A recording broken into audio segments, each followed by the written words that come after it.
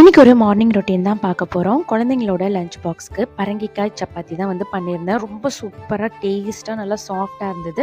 எப்படி பண்ணுறதுன்னு பார்க்கலாம். இதுக்கு வந்து கோதுமை மாவு கூட துருவன மஞ்சள் பூசணிக்காய், கொத்தமல்லி தழை, சில்லி ஃப்ளேக்ஸ், ஓமம், உப்பு, லைட்டாக பெப்பர் சேர்த்துட்டு தண்ணி தெளித்து நல்லா டைட்டாக பிசைஞ்சு வச்சுக்கோங்க.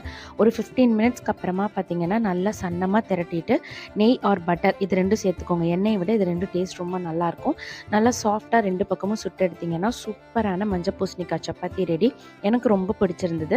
இதுக்கு தொட்டுக்க பன்னீர் கேப்சிகம் கிரேவி தான் வந்து பண்ணியிருந்தேன். இன்றைக்கி வந்து நம்ம பார்த்து பண்ணுறோமோ அன்றைக்கி கூட அவ்வளோ டேஸ்ட்டாக இருக்காது. பட் இன்றைக்கி அவசரத்தில் கைக்கு வந்ததெல்லாம் போட்டு கிரேவி பண்ணியிருந்தேன். ரொம்ப சூப்பராக இருந்துச்சு. அது காம்பினேஷன் செம்மையாக இருந்துச்சு. கண்டிப்பாக ட்ரை பண்ணி பாருங்கள். யூஸ்வலாக செய்கிற சப்பாத்தியை விடவே இது ரொம்ப நல்லா இருந்தது. ட்ரை பண்ணி பார்த்துட்டு எப்படி இருந்துச்சுன்னு மறக்காமல் எங்களோட உங்கள் ஃபீட்பேக்ஸை ஷேர் பண்ணிக்கோங்க. நெக்ஸ்ட் ஒரு வீடியோவில் மீட் பண்ணலாம். தேங்க்ஸ் ஃபார் வாட்சிங். பாய்.